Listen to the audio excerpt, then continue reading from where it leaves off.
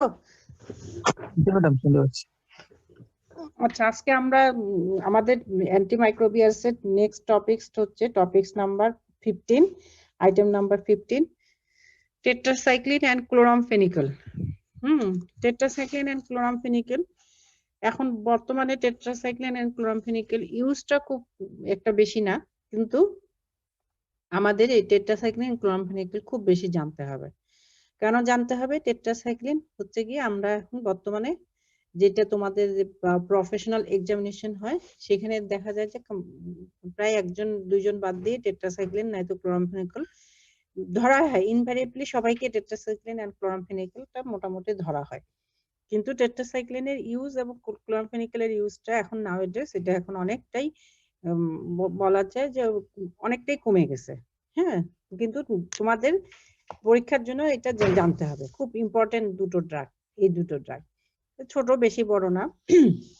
আমি আগেই প্রথমে বলছি যে তোমাদের আইটেম কার্ডটা কিন্তু সাজানো হয়েছে এরকম ভাবে যে একটা সেল ওয়াল সিনথেসিস ইনহিবিটর, তারপর প্রোটিন সিনথেসিস ইনহিবিটর, তারপর নিউক্লিক অ্যাসিড সিনথেসিস ইনহিবিটর, এইভাবে। তো তোমাদের যেমন সেল ওয়াল সিনথেসিস ইনহিবিটর আমরা কিন্তু পেনিসিলিন এন্ড সেফালোস্পিরিন, যেটা the most prime of drug cell wall synthesis, সেটা এখানে পড়ায় দেওয়া হয়েছে। হ্যাঁ, তারপরে নেক্সটে যেটা আসি আমরা হচ্ছে গিয়ে টেট্রাসাইক্লিন এন্ড ক্লোরামফেনিকল, যেটা হচ্ছে প্রোটিন সিনথেসিস ইনহিবিটর, আর তারপর আসবে অ্যামিনোগ্লাইকোসাইড। এরভাবে তোমাদের আইটেম কার্ডটা সাজানো হয়েছে। তো এখন আমরা পড়ি টেট্রাসাইক্লিন। তোমাদেরকে আগেই জানো যে টেট্রাসাইক্লিনটা কি, আমরা প্রথমে বলে দিছিলাম এটা হচ্ছে গিয়ে ব্যাকটেরিওস্ট্যাটিক এন্ড হচ্ছে গিয়ে একটা প্রোটিন সিনথেসিস ইনহিবিটর ড্রাগ। তো যে কোনো ড্রাগ আমরা জানতে হলে আমাদের প্রথমে টেট্রাসাইক্লিন সবার আগে জানতে হয় সোর্সটা, তাই না? সোর্সটা টেট্রাসাইক্লিন, তোমাদের যে সোর্স আমরা ড্রাগ, আমরা যেমন পেনিসিলিয়াম নামে ফাঙ্গাস থেকে পাওয়া যায় পেনিসিলিন, এটা সেফালোস্পোরিয়াম নামে। এই তোমাদের এই যে সোর্সটা, এটা অবশ্যই তোমাদেরকে অবশ্যই জানতে হবে, এবং তোমাদের যে সোর্সের যে নামটা আমরা বলি সেই নামটা তোমাদেরকে অবশ্যই মনে রাখতে হবে। এটা তোমাদেরকে অনেক সময় তোমাদেরকে জিজ্ঞাসা করা হয়। টেট্রাসাইক্লিন, তাহলে সোর্স অফ টেট্রাসাইক্লিনটা কোথায়? আমরা সোর্সটা হচ্ছে কি স্ট্রেপ্টোমাইসিস গ্রাসিয়াস, এটা হচ্ছে একটা ফাঙ্গাস সয়েল অর্গানিজম। হ্যাঁ, এটা soil organism, Streptomyces gracias, fungus না, এটা একটা অর্গানিজম, স্ট্রেপ্টোমাইসিস গ্রাসিয়াস। এটা আমরা সাধারণত বলে থাকি যে ব্রড স্পেকট্রাম অ্যান্টিবায়োটিক, আর হচ্ছে ব্যাকটেরিওস্ট্যাটিক ইন নেচার টেট্রাসাইক্লিনটা, ব্যাকটেরিওস্ট্যাটিক নেচার। আর আমি আগেই বললাম যে অ্যাক্ট বাই কিভাবে কাজ করে, act by inhibit bacterial protein synthesis, bacterial protein synthesis. তাহলে আমরা যদি আমরা টেট্রাসাইক্লিন বলতে যাই, তাহলে টেট্রাসাইক্লিনের সোর্সটা হচ্ছে কি? টেট্রাসাইক্লিন সোর্সটা হচ্ছে স্ট্রেপ্টোমাইসিস গ্রাসিয়াস, এটা একটা soil organism, broad spectrum antibiotic, bacteriostatic in nature and act by inhibit bacterial protein synthesis. এখন যে কোনো আমরা যে গ্রুপ অফ ড্রাগ পড়লেই সাধারণত আমরা সেই গ্রুপের কি করি, ক্লাসিফিকেশনটা পড়ি, তাই না? তো টেট্রাসাইক্লিন আমরা ক্লাসিফিকেশন আমরা করছি, হচ্ছে এক নম্বর ক্লাসিফিকেশন করছি ন্যাচারাল, আর একটা হচ্ছে সেমি সিনথেটিক। ন্যাচারাল টেট্রাসাইক্লিনের মধ্যে কারা কারা আছে? ন্যাচারালের মধ্যে আছে অক্সিটেট্রাসাইক্লিন, ক্লোরটেট্রাসাইক্লিন এন্ড ডেমোক্লোসাইক্লিন। ন্যাচারালের মধ্যে আছে অক্সিটেট্রাসাইক্লিন, ক্লোরটেট্রাসাইক্লিন এন্ড ডেমোক্লোসাইক্লিন। এই ন্যাচারাল গুলো কিন্তু শর্ট অ্যাক্টিং। হ্যাঁ, এগুলো হচ্ছে গিয়ে 4 to 6 আওয়ারের মধ্যে কাজ করে। যেহেতু শর্ট অ্যাক্টিং, তাহলে আমরা কি করতে হবে, এটাকে আমরা যদি আমরা কাউকে অ্যাডমিনিস্ট্রেট করতে চাই, তাহলে আমরা কি করতে হবে, 6 আওয়ারলি পর পর এটাকে অ্যাডমিনিস্ট্রেট করতে হবে, তাহলে দিনে 4 বার দিতে হবে। যদি শর্ট অ্যাক্টিং হয় তাহলে আমাদের অ্যাডমিনিস্ট্রেশন টাইমটা কি হবে, বেড়ে যাবে। আর যদি লং অ্যাক্টিং হয় তাহলে কি হবে, অ্যাডমিনিস্ট্রেশন টাইমটা কি হবে, কমে যাবে। এন্ড ওয়াইডলি ইউজড ক্যাপসুল, মানে আমরা এই টেট্রাসাইক্লিনের ন্যাচারাল যেটা অক্সিটেট্রাসাইক্লিন, ক্লোরটেট্রাসাইক্লিন, ডেমোক্লোসাইক্লিন, এগুলো কিন্তু ক্যাপসুল হিসেবে ওয়াইডলি ইউজ হয়। ঠিক আছে। আর নেক্সট হচ্ছে গিয়ে সেমি সিনথেটিক। সেমি সিনথেটিকের মধ্যে আমরা যেটা সবথেকে পপুলার ড্রাগ সেটা হচ্ছে ডক্সিসাইক্লিন। এটা মনে রাখতে হবে যে টেট্রাসাইক্লিন আমরা নাওএডেজ যেটা আমরা ইউজ করি সেটা হচ্ছে ডক্সিসাইক্লিন। হ্যাঁ, ডক্সিসাইক্লিন, তারপর হচ্ছে মিনোসাইক্লিন, মেথাসাইক্লিন, এন্ড হচ্ছে গিয়ে আরেকটা যেটা পাওয়া যায় টেট্রাসাইক্লিন নামেই পাওয়া যায়। ডক্সিসাইক্লিন, মিনোসাইক্লিন, মেথাসাইক্লিন এন্ড হচ্ছে গিয়ে টেট্রাসাইক্লিন। এগুলো হচ্ছে কি লঙ্গার ডিউরেশন অফ অ্যাকশন, মোটামুটি 12 থেকে 12 to 24 আওয়ার্স অফ অ্যাক্টিং। হ্যাঁ, লং ডিউরেশন, এদের অ্যাক্টিভিটিটা হচ্ছে 12 to 24 আওয়ার্স। সেই জন্য আমরা কতক্ষণ পরপর দিব, 1 থেকে 2 ক্যাপ পার ডেইলি দিব। ডক্সিসাইক্লিন আমরা ইউজ করি। এখন আমরা টেট্রাসাইক্লিনের কি মেকানিজম, এই টেট্রাসাইক্লিনের আমরা কি করব, মেকানিজম অফ অ্যাকশন, কিভাবে কাজ করে মেকানিজম অফ অ্যাকশন।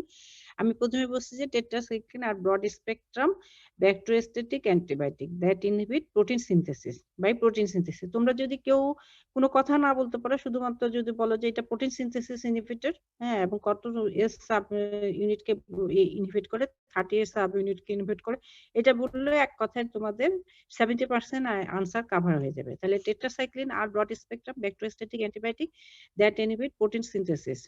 টেট্রাসাইক্লিন কি করে? Tetracycline enter microorganism in part by passive division and in part by energy dependent process of active transport.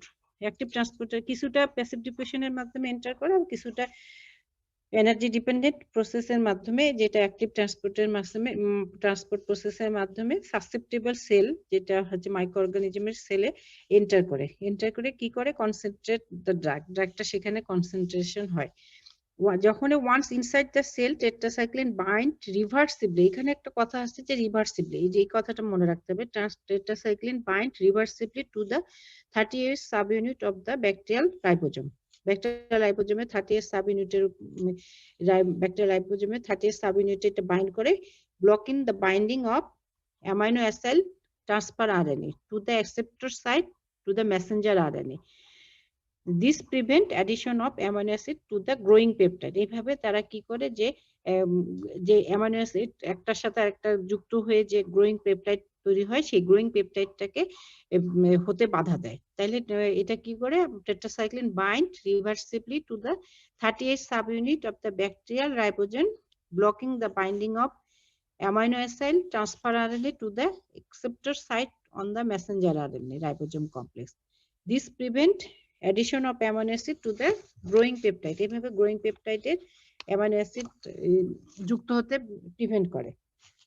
As a result এটা কিভাবে কাজ করে, এটা হচ্ছে গিয়ে এটা কিন্তু ব্যাকটেরিয়ার সিডাল না, এটা হচ্ছে তাহলে ব্যাকটেরিওস্ট্যাটিক, মানে এটা আমরা ব্যাকটেরিয়াকে কি করলো না, কিল করলো না, শুধু গ্রোয়িং পেপটাইডটা হতে বাধা দিল। হ্যাঁ, তাহলে এটা হচ্ছে ব্যাকটেরিওস্ট্যাটিক। ফার্মাকোকাইনেটিক্স কি? ফার্মাকোকাইনেটিক্স তোমরা যে কোনো একটা ড্রাগের ফার্মাকোকাইনেটিক্সটা অবশ্যই ভালো করে জানবা। ফার্মাকোকাইনেটিক্স হচ্ছে রুটস অফ অ্যাডমিনিস্ট্রেশন। আমরা কি কি রুটসে দিতে পারি? একটা ওরাল দিতে পারি, প্যারেন্টাল দিতে পারি, আর একটা দিতে পারি টপিক্যাল। টপিক্যাল ইউজটা বেশি হয় টেট্রাসাইক্লিনের, মনে রাখবা। হ্যাঁ, ওরাল ইউজ আর টপিক্যাল ইউজ। অ্যাবজর্পশন কিভাবে? Absorption incomplete absorption, irregular from the gut, এটা গাট থেকে ইরেগুলারলি অ্যাবজর্পশন হয়। Distribution widely distributed, can cross placenta and appear in milk, এটা ওয়াইডলি ডিস্ট্রিবিউটেড এবং হচ্ছে প্লাসেন্টাকে ক্রস করতে পারে, মিল্কেও অ্যাপিয়ার হয়। এক্সক্রিয়েশন সাধারণত রেনাল এক্সক্রিয়েশন আর নন রেনাল এক্সক্রিয়েশন আছে। নন রেনাল এক্সক্রিয়েশন যেমন ফিসেস এবং বাইলের মাধ্যমেও আমরা কিন্তু টেট্রাসাইক্লিন অনেক সময় এক্সক্রিয়েশন হয়। আর প্লাজমা হাফ লাইফ টাইম তোমাদের একটু মনে রাখতে হবে, টেট্রাসাইক্লিনের 6 আওয়ার, ডক্সিসাইক্লিনের 16 আওয়ার, আর মিনোসাইক্লিনের 15 আওয়ার। তাহলে টেট্রাসাইক্লিনেরটা মনে রাখবা 6 আওয়ার, আর ডক্সিসাইক্লিন, এই দুটো জিনিস মনে রাখলেই হবে। ডক্সিসাইক্লিনের হচ্ছে 16 আওয়ার। তাহলে আমি আবার বলি ফার্মাকোকাইনেটিক্সটা, রুট অফ অ্যাডমিনিস্ট্রেশন কি? Oral, parenteral and topical. Absorption incomplete absorption, সাধারণত ইরেগুলারলি ফ্রম দ্য গাট থেকে ইরেগুলারলি অ্যাবজর্পশন হয়।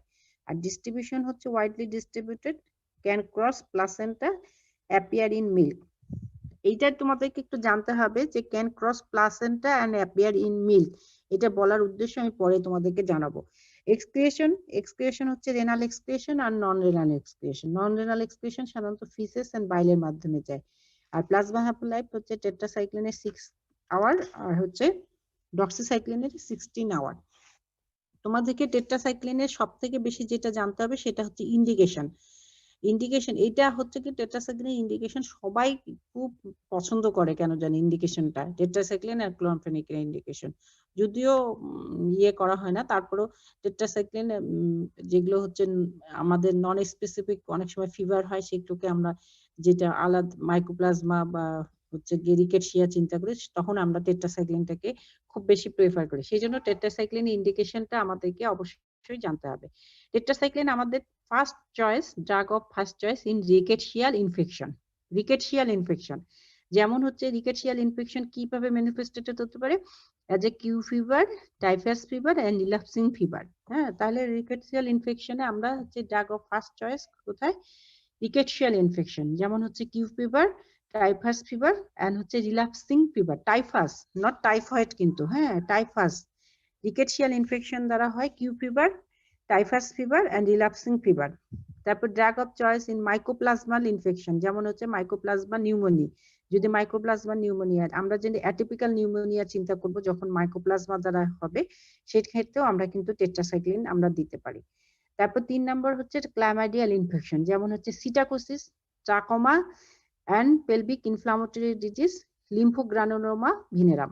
হ্যাঁ, ক্লামাইডিয়াল ইনফেকশন আমরা তাহলে এগুলো সব অ্যাটিপিক্যাল, রিকেটশিয়া, মাইকোপ্লাজমা, ক্লামাইডিয়া, এগুলো কিন্তু খুব একটা আমাদের ইয়ে হয় না, এগুলো টিপিক্যাল ব্যাকটেরিয়া না, এগুলো অ্যাটিপিক্যাল ব্যাকটেরিয়া। তাহলে ক্লামাইডিয়াল ইনফেকশন যেমন হচ্ছে সিটাকোসিস, তারপর হচ্ছে trachoma, pelvic inflammatory disease, lymphogranuloma venereum. এবং কলেরা, কলেরাতে যেমন ভিব্রিও কলেরি, এই ভিব্রিও কলেরিতে আমরা কি করি, এই টেট্রাসাইক্লিন ইউজ করে থাকি। তাহলে আমরা কি বলতে পারি, drug of first choice in, 1 number বললাম রিকেটশিয়াল ফিভার। রিকেটশিয়াল ফিভার কিভাবে ম্যানিফেস্ট, রিকেটশিয়াল ইনফেকশন কিভাবে ম্যানিফেস্টেড হয়, 1 number Q fever, typhus fever and relapsing fever. 2 number বললাম কি, মাইকোপ্লাজমাল ইনফেকশন, যেমন মাইকোপ্লাজমা ইনফেকশন দিয়ে নিউমোনিয়া। 3 নম্বর বললাম ক্লামাইডিয়াল ইনফেকশন, যেমন হচ্ছে psittacosis, trachoma, PID and lymphogranuloma venereum. আর 4 নম্বর বললাম ভিব্রিও কলেরি। এছাড়াও আমরা টেট্রাসাইক্লিন কোথায় ইউজ করে থাকি, টেট্রাসাইক্লিন আমরা ইউজ করে থাকি in combination with other drug, যেমন হেলিকোব্যাক্টার পাইলোরি ইরাডিকেশনে, তোমাদের মনে আছে কিনা, আমরা যেমন ট্রিপল থেরাপিতে কি হেলিকোব্যাক্টার পাইলোরি ইরাডিকেশনে আমরা কি করি, টেট্রাসাইক্লিন ইউজ করে থাকি। তাহলে in combination with other drug আমরা কোথায় ইউজ করি, হেলিকোব্যাক্টার ইরাডিকেট হেলিকোব্যাক্টার পাইলোরি।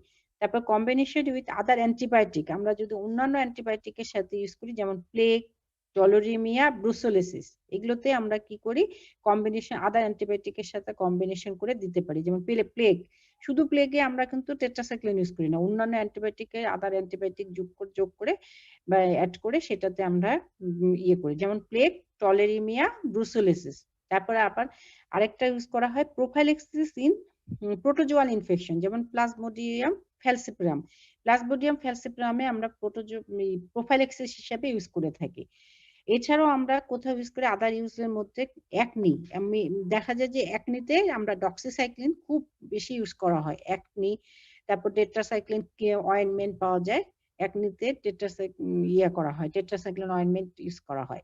তারপরে এছাড়া কমিউনিটি অ্যাকোয়ার্ড নিউমোনিয়া, তারপর হচ্ছে গিয়ে লেপ্টোস্পাইরোসিস আর নন টিউবারকুলার মাইকোব্যাকটেরিয়াম।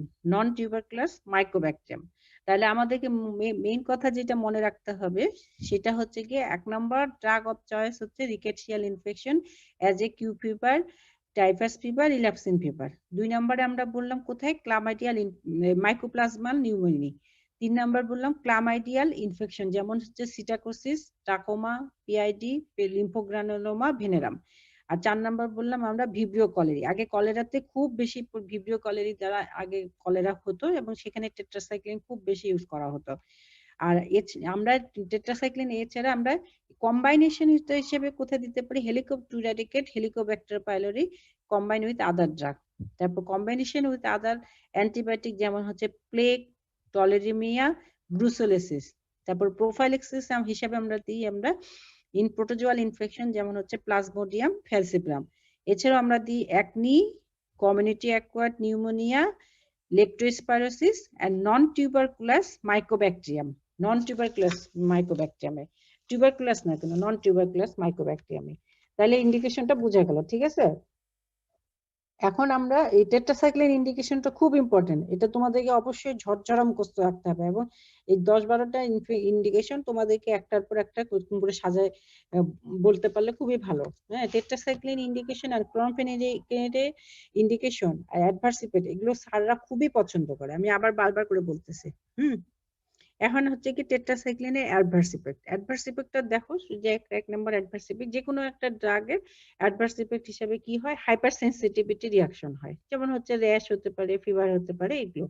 তারপর জিআইটি আপসেট, অ্যাজের জিআইটি আপসেট হিসেবে নশিয়া হতে পারে, ভমিটিং হতে পারে। যে কোনো একটা অ্যান্টিবায়োটিক বা যে কোনো একটা ড্রাগ খেলে কি হয়, নশিয়া, ভমিটিং, হ্যাঁ, অ্যাবডোমিনাল ডিসকমফোর্ট, এগুলো হচ্ছে জিআইটি আপসেট হতে পারে। তারপর সুপার ইনফেকশন, আমি কি বললাম, এটা হচ্ছে bacteriostatic broad spectrum drug. Broad spectrum বলার কারণ কি, এটা গ্রাম পজিটিভ, গ্রাম নেগেটিভ। আমি কিন্তু ব্রড স্পেকট্রামের একটা তোমাদেরকে ডেফিনেশন বলছিলাম যে gram positive, gram negative and some form of chlamydia and rickettsial ইনফেকশনকে যারা হচ্ছে গিয়ে ইয়ে করে, তারাই কিন্তু ব্রড স্পেকট্রাম। তো এখানে কি টেট্রাসাইক্লিন বেশিরভাগই ক্লামাইডিয়া এন্ড রিকেটশিয়া ইয়ে উপর কাজ করে, সেজন্য এটা হচ্ছে ব্রড স্পেকট্রাম অ্যান্টিবায়োটিক। আর যে কোনো ব্রড স্পেকট্রাম অ্যান্টিবায়োটিকের একটা অ্যাডভার্স ইফেক্ট হচ্ছে যে সুপার ইনফেকশন। হ্যাঁ, বেশিরভাগই এখানে সুপার ইনফেকশন হয়, ক্যান্ডিডিয়াসিস গুলো হতে পারে। এখন যেটা তোমাদেরকে সব থেকে বেশি যেটা জানতে চাই, টিথ অ্যান্ড বোন, এই টিথ অ্যান্ড বোনের উপর যে কি কাজ করে অ্যাডভার্স ইফেক্ট, টিথ অ্যান্ড বোনের উপর dental hypoplasia, dental pigmentation, dental caries তৈরি করে। হ্যাঁ, এটা হচ্ছে কি, এই জন্য দেখবা যে অনেক আগে এটা হতো, এখন হয় না। আগে প্রেগনেন্ট মাদারকে কি করতো, টেট্রাসাইক্লিন দেওয়া হতো। আমি বললাম যে টেট্রাসাইক্লিন কি করে, ক্যান ক্রস প্লাসেন্টা, এই প্লাসেন্টা দিয়ে ক্রস করে, সেই জন্য হচ্ছে গিয়ে যা ফিটাসের যে বোন যখন তৈরি হয় বা ইয়া হয়, তখন কি হয়, এই এই দেন এই দাঁত এটা হচ্ছে কি তোমার ফিটাসের এটা বডিতে এটা অ্যাকুমুলেট হয়ে থাকে, এবং পরবর্তীতে এটা দেখা যায় যে সরি ফিটাস না, যখন চিলড্রেনদেরকে আমরা দিব, তখন এই চিলড্রেনদের বোন বোন ডেভেলপ টিথ ডেভেলপমেন্টের পরে যদি আমরা এটা বিলো 8 ইয়ার্স অফ এজের আগে দিই, তখন যখন ডেন্টাল স্ট্রাকচার তৈরি হয়, তখন ডেন্টাল হাইপোপ্লেসিয়া হতে পারে এবং ডেন্টাল পিগমেন্টেশন হতে পারে। আবার অনেক মারা হচ্ছে কি যারা হচ্ছে কি ইয়া প্রেগনেন্সিতে টেট্রাসাইক্লিন নেই, তাদের বাচ্চাদের বোন টিথ ইয়েলো কালারেশন হিসেবে, ডেন্টাল পিগমেন্টেশন যেটা ইয়েলো কালারেশন হিসেবে অনেক বাচ্চার দাঁত আগে দেখা যেত, এখন টেট্রাসাইক্লিন ইউজ করা হয় না প্রেগনেন্সিতে, সেই জন্য এটা দেখা যায় না। দেখা যায় যে বাচ্চাদের দাঁত যেটা হয়, তখন এটা ইয়েলো কালারেশন বা একটা পিগমেন্ট হিসেবে তৈরি হয়। আর লিভারে হয় হেপাটোটক্সিটি, আর রেনালে হচ্ছে renal tubular acidosis and Fanconi syndrome. রেনালে ফ্যানকনি সিনড্রোম, তোমাদেরকে অনেক সময় ফ্যানকনি সিনড্রোমটা মেডিসিনে পড়ায়, ওইটা তোমরা একটু জেনে নিবা। তাহলে মেইন কথা হচ্ছে টেট্রাসাইক্লিন যে অ্যাডভার্স ইফেক্ট, সেটা হচ্ছে দাঁতের উপর ডেন্টাল হাইপোপ্লেসিয়া এন্ড পিগমেন্টেশনটা বেশি হয়। ডেন্টাল হাইপোপ্লেসিয়া এন্ড ডেন্টাল পিগমেন্টেশন, এটা তোমাদেরকে অবশ্যই জানতে হবে। তাহলে অ্যাডভার্স ইফেক্ট কি, 1 নাম্বার হচ্ছে hyper sensitivity reaction, 2 number GIT upset, 3 number super infection, 4 number teeth and বোনের উপর dental hypoplasia, dental pigmentation and dental caries. লিভারে হচ্ছে হেপাটোটক্সিসিটি, রেনাল টিউবুলার অ্যাসিডোসিস, কিডনিতে renal tubular acidosis and Fanconi syndrome হয়। এখন contraindication আমরা কোথায় কোথায় তাহলে কন্ট্রাইন্ডিকেশন বলবো, কন্ট্রাইন্ডিকেশন হচ্ছে মাস্ট বি, এটা বলতেই হবে, children below 8 year of age. 8 year কেন, 8 ইয়ার্স এর মধ্যে সব মানে পার্মানেন্ট টিটটা হয় কি, 8 ইয়ার্স এর পরেই সব পার্মানেন্ট টিটটা মোটামুটি হয়ে যায়। সেজন্য 8 ইয়ার্স অফ এজের আগে যদি আমরা দিই, পার্মানেন্ট টিথ হওয়ার পরে না, 8 ইয়ার্স এজের আগে যদি আমরা দিয়ে দিই, তাহলে কিন্তু সেটা দাঁতের উপর একটা ব্যাড ইফেক্ট করে। তাহলে children below 8 years of age, pregnancy আর্লিতে টেরাটোজেনিসিটি করতে পারে, যেহেতু এটা প্লাসেন্টা ক্রস করে। লেটে কি হয়, fetal bone deformity and discoloration of the teeth. আর এটা হচ্ছে কন্ট্রাইন্ডিকেশন। নার্সিং মাদার, নার্সিং মাদারে দিব না, রেনাল ফেলিওর যদি থাকে তাহলে আমরা রেনাল ফেলিওরে পেশেন্টে দিব না। তাহলে কি কি কন্ট্রাইন্ডিকেশন হলো, 1 নম্বর হচ্ছে children below 8 years of age, তারপর হচ্ছে প্রেগনেন্সিতে দেওয়া যাবে না। প্রেগনেন্সিতে কেন দেওয়া যাবে না যদি জিজ্ঞাসা করে, তাহলে বলবা যে আর্লিতে টেরাটোজেনিসিটি করে, আর লেটে হচ্ছে গিয়ে fetal bone deformity and discoloration of the teeth. আর নার্সিং মাদারও দেওয়া যাবে না, যেহেতু আমি ইন মিল্ক দ্বারা মিল্কে অ্যাপিয়ার হতে পারে। তারপর রেনাল ফেলিওর পেশেন্টকে আমরা দিতে পারবো না, এটা কি করে, ফ্যানকনি সিনড্রোম করতে পারে। তাহলে এখন হচ্ছে গিয়ে ড্রাগ ইন্টারাকশন, এই ড্রাগ ইন্টারাকশনটা একটা মেইন, এটা তোমাদের অনেক সময় শর্ট নোট হিসেবে আসে। শর্ট নোটে টেট্রাসাইক্লিন যোগ অ্যান্টাসিড যদি আমরা দিই, হ্যাঁ অ্যান্টাসিডের সাথে টেট্রাসাইক্লিন যদি দিই তাহলে কি হয়, টেট্রাসাইক্লিন হবে কি করবে, এই অ্যান্টাসিডটা কি করবে টেট্রাসাইক্লিন আর অ্যান্টাসিড আমরা যদি একসাথে দিই তাহলে কি হবে, ডিক্রিজ ইফেক্টিভস অফ টেট্রাসাইক্লিন, টেট্রাসাইক্লিনের ইফেক্টিভিটিটা কমে যাবে। কিভাবে কমবে, antacid decrease gastrointestinal absorption of tetracycline by chelation, চিলেশনের মাধ্যমে টেট্রাসাইক্লিন অ্যাবজর্পশনটা কমায় দিবে, সেই জন্য হচ্ছে কি টেট্রাসাইক্লিনের ইফেক্টিভনেসটা কমে যাবে। তাহলে বোঝা গেল টেট্রাসাইক্লিন আর অ্যান্টাসিড আমরা একসাথে দিলে কি হবে, টেট্রাসাইক্লিনের ইফেক্টিভিটিটা কমে যাবে।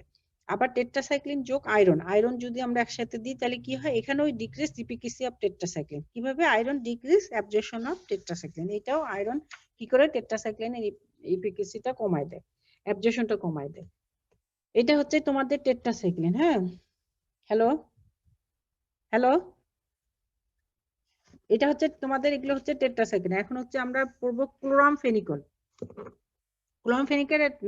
ক্লোরামফেনিকলও একই রকমের ড্রাগ, টেট্রাসাইক্লিনের মতো, কিন্তু এটা হচ্ছে কি ব্যাকটেরিয়াল 50S রাইবোজোমাল প্রোটিনের উপর কাজ করে, তাহলে রাইবোজোম সাব ইউনিটের উপর কাজ করে। তাই এটা ক্লোরামফেনিকলের সোর্সটা কোথায়, এটা হচ্ছে কি, ওটা আমি বললাম যে স্ট্রেপ্টোমাইসিস গ্রাসিয়াস, এটা একটা সয়েল অর্গানিজম, গ্রাস মানেই হচ্ছে সয়েল, সয়েলে থেকে গ্রাস, সেই জন্য গ্রাসিয়াস, এটা সয়েল অর্গানিজম। এখন এটা ক্লোরামফেনিকলের সোর্সটা কি, স্ট্রেপ্টোমাইসিস ভেনজুয়েলি, এটা হচ্ছে স্ট্রেপ্টোমাইসিস ভেনজুয়েলি, এটাও একটা ব্রড স্পেকট্রাম অ্যান্টিবায়োটিক, বাট হচ্ছে ব্যাকটেরিওস্ট্যাটিক, কিন্তু ব্যাকটেরিসাইডাল হতে পারে কোন কোন ক্ষেত্রে, সেটা হচ্ছে to some strain of haemophilus influenza, যদি হিমোপ্লাস ইনফ্লুয়েঞ্জার কিছু স্ট্রেনের ক্ষেত্রে এটা ব্যাকটেরিসাইডালও হতে পারে। তো আমাদের মনে রাখার সুবিধার্থে আমরা মনে রাখবো যে এটা ব্রড স্পেকট্রাম ব্যাকটেরিওস্ট্যাটিক। এটা মেকানিজম অফ অ্যাকশন কি, mechanism of action, chloramphenicol binds with 50S ribosome and inhibit transpeptidation reaction, thus it inhibit bacterial reversible protein synthesis, এভাবে এটা ব্যাকটেরিয়াল প্রোটিন সিনথেসিসটাকে রিভার্সিবলি ইনহিবিট করে থাকে। এখন ফার্মাকোকাইনেটিক্স কি, ফার্মাকোকাইনেটিক্স যে কোনো জিনিসে আগে ফার্মাকোকাইনেটিক্স জানতে হবে। এটার ফার্মাকোকাইনেটিক্স রুট হচ্ছে গিয়ে ওরাল এন্ড টপিক্যাল, ওরালও দেওয়া যেতে পারে, আমি টপিক্যালে দেওয়া যেতে পারে। অ্যাবজর্পশন, তোমরা অনেক সময় মনে করে যে ওরাল মানে শুধুমাত্র tablet capsule, not necessary tablet capsule, oral কিন্তু তোমাদের সিরাপও হতে পারে, ঠিক আছে। বাচ্চাদের ক্ষেত্রে যে আমি বললাম টেট্রাসাইক্লিন ওরাল, তার মানে children below 8 years of age, তাহলে চিলড্রেনকেও দেওয়া যায়। তোমরা কিন্তু ওরাল বলতে শুধুমাত্র ট্যাবলেট বা ক্যাপসুল বুঝো, হ্যাঁ এটা কিন্তু না, নট নেসেসারি। ওরাল বলতে ট্যাবলেট, ক্যাপসুল, সিরাপ, পাউডার ফর্মের যে কোনো জিনিস আমরা যদি এটা ইনটেক করি সেটাই। তাহলে রুটস হচ্ছে গিয়ে ওরাল এন্ড টপিক্যাল। তারপরে অ্যাবজর্পশন হচ্ছে, এটা হচ্ছে কমপ্লিটলি অ্যাবজর্ব ফ্রম গাট, আমরা টেট্রাসাইক্লিন বললাম ইনকমপ্লিট অ্যাবজর্পশন, আর এটা হচ্ছে completely absorb from the gut. Distribution হচ্ছে গিয়ে throughout the body tissue, throughout the body টিস্যুতে এটা হচ্ছে ডিস্ট্রিবিউশন হয়। সিএসএফ দিয়েও ডিস্ট্রিবিউশন হতে পারে।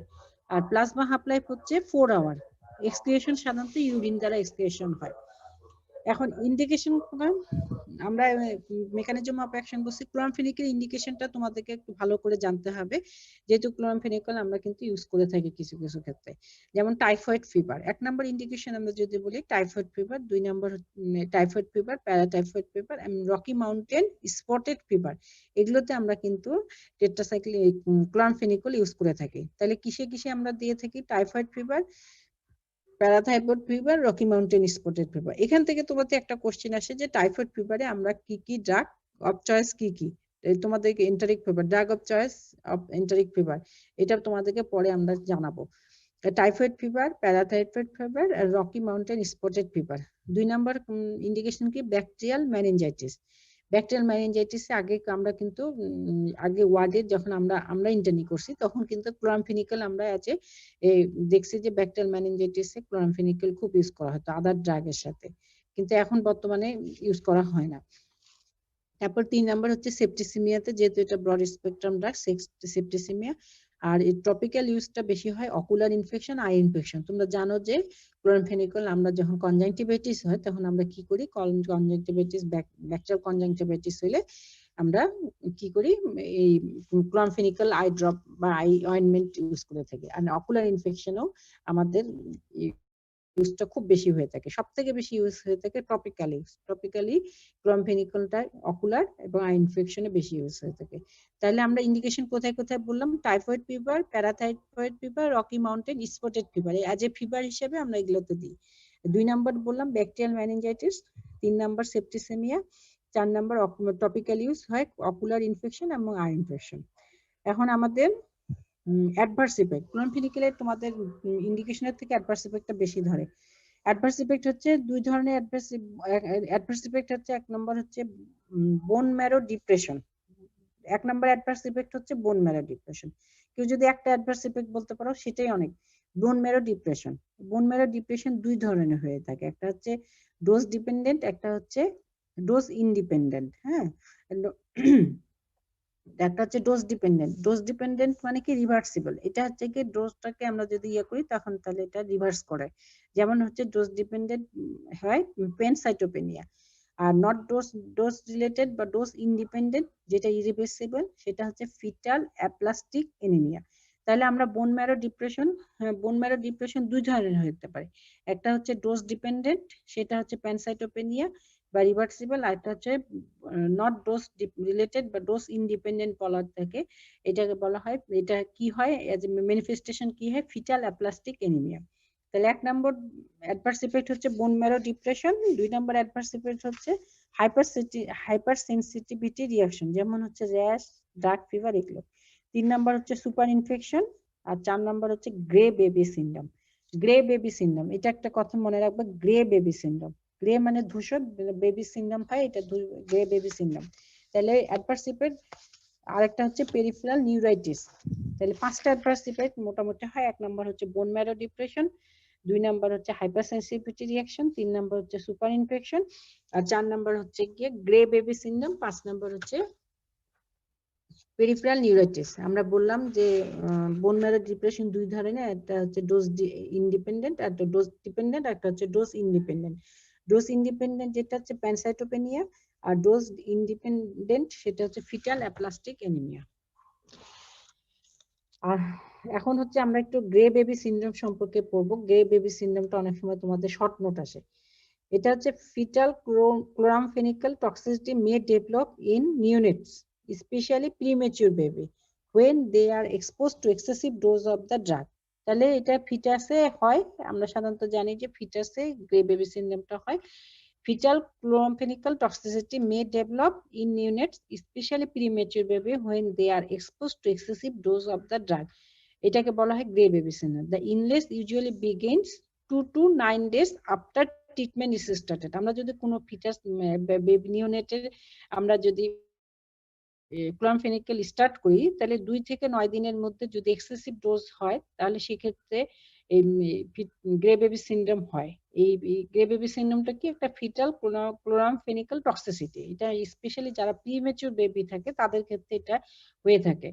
ক্লিনিক্যাল ফিচার, আমরা কি ক্লিনিক্যাল ফিচার পাই এখানে, দুটা ক্লিনিক্যাল, একটা হচ্ছে কি ফার্স্ট 24 আওয়ারে দেখা যায় যে বেবিটা কি করে, ভমিটিং, তারপর হচ্ছে রিফিউজাল টু সাক, তারপর irregular and rapid respiration, rapid abdominal distension, period of cyanosis and passes of loose green stool. এটা তোমাদের শর্ট নোটের জন্য, এমনি ভাইভাতে এত ধরে না। তাহলে ফার্স্ট 24 আওয়ারে ভমিটিং হবে, তারপর রিফিউজাল টু সাক, সে সাক করতে পারবে না, ইরেগুলার এন্ড র্যাপিড রেসপিরেশন হবে, তারপর অ্যাবডোমিনাল ডিস্টেনশন, অ্যাবডোমেনটা ফুলে ইয়া হয়ে যাবে, ডিস্টেন্ডেড হয়ে যাবে, তারপর cyanosis, period of cyanosis appear করবে, and passes of loose green stool. আর নেক্সট 24 আওয়ারে কি হবে, ফ্লাসিডিটি ডেভেলপ, মানে পেশেন্ট বাচ্চাটা একেবারে ফ্লাসিড হয়ে যাবে।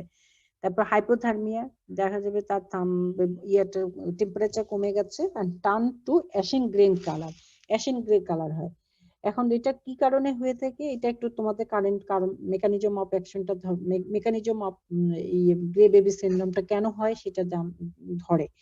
এটা হচ্ছে কি ইফেক্ট কি দুইটা ইফেক্ট আছে, একটা হচ্ছে failure of the drug to be conjugated with gluconic acid due to inadequate activity of glucuronyl transferase in the liver which is the characteristic of the first 3 to 4 weeks of life. দেখা যায় যে premature বাচ্চাদের সাধারণত হচ্ছে এগুলো তোমাদের যে গ্লুকোনিক অ্যাসিডের সাথে যে কনজুগেটেড হওয়ার ইয়াটা সেটা হচ্ছে যে ওদের গ্লুকোনাইল ট্রান্সফারেন্স এনজাইমটা ইনএডিকুয়েট থাকে বা বেশ ভালোভাবে ডেভেলপ করে না। এই জন্য কি হয়, ড্রাগটা কি হয়, কনজুগেটেড হতে পারে না গ্লুকোনিক অ্যাসিডের সাথে। সেই জন্য এটা এই একটা মেকানিজম কাজ করে। আরেকটা হচ্ছে inadequate renal excretion of unconjugated drug. যদি কনজুগেশন না হয় তাহলে এটা হচ্ছে কি রেনাল এক্সক্রিশনটা হতে পারে না, এই জন্য এইটা এই গ্রে বেবি সিনড্রোম ডেভেলপ করে। তাহলে আমরা দুটো মেকানিজমে তোমার টক্সিক ইফেক্টটা ডেভেলপ করে। কিভাবে? একটা হচ্ছে failure of the drug to be conjugated with gluconic acid due to inadequate activity of the glucuronide transferase. তোমরা মেইন কথা যদি বলো যে প্রিম্যাচিউর বেবিদের গ্লুকুরোনাইল ট্রান্সফারেন্স এনজাইমটা ডেভেলপ করে না, এই কারণে এদের কনজুগেশনটা হয় না। কোনো কনজুগেশন না হয়ে আনকনজুগেটেড যে ড্রাগটা থাকে সেটা হচ্ছে অ্যাকুমুলেট হয়। আরেকটা হচ্ছে inadequate renal excretion. Inadequate renal এক্সক্রিশনের জন্য এটা টক্সিক এফেক্টটা ডেভেলপ করে। এই ট্রিটমেন্ট কি? Treatment of grey baby syndrome আমরা কি করব, যখন এই গ্রে বেবি সিনড্রোম ডেভেলপ করব তখন আমরা কি করব, ফার্স্টলি যে কাজ করতে হয়, যে কোনো টক্সিক ইফেক্টের যে ফার্স্ট কাজটা হচ্ছে ডিসকন্টিনিউশন। আমরা ওইদিকে পেনিসিলিনের বেলাও বলছি যে পেনিসিলিনের সময় বলছি যে অ্যানাফাইলেকটিক শক হয়, সেক্ষেত্রে আমরা কি করি, স্টপ দ্য ড্রাগ, প্রথমে ড্রাগটাকে কি করি, স্টপ করি। তাহলে এখানেও গ্রে বেবি সিনড্রোমেও আমরা ট্রিটমেন্ট কি করব, এক নম্বর হচ্ছে ডিসকন্টিনিউশন অফ দ্য থেরাপি। প্রথমে কি করব, থেরাপিটাকে ডিসকন্টিনিউশন করব। 2 নম্বর আমরা এক্সচেঞ্জ ট্রান্সফিউশন করতে পারি। 3 নম্বর চারকোল হিমো পারফিউশন। আর 4 নম্বর হচ্ছে পেরিটোনিয়াল ডায়ালিসিস। এটা তোমাদের শর্ট নোট আসলে তোমরা এটা লিখতে হবে। তাহলে 1 নম্বর ট্রিটমেন্ট হচ্ছে ডিসকন্টিনিউশন করব, 2 নম্বর এক্সচেঞ্জ ট্রান্সফিউশন করতে হবে, আর 3 নম্বর চারকোল হিমো পারফিউশন হতে পারে, আর পেরিটোনিয়াল ডায়ালিসিস। এভাবে আমরা গ্রে বেবি সিনড্রোম ম্যানেজমেন্ট করতে পারি। ঠিক আছে? তাহলে ক্লোরামফেনিকল আর টেট্রাসাইক্লিন তোমাদের এটাই মোটামুটি। ঠিক আছে? হ্যালো, আর কিছু আছে প্রশ্ন?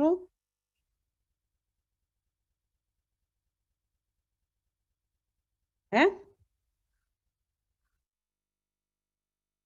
হ্যালো, ঠিক আছে, তাহলে এইটাই আজ পর্যন্ত এখানেই। আচ্ছা, ঠিক আছে।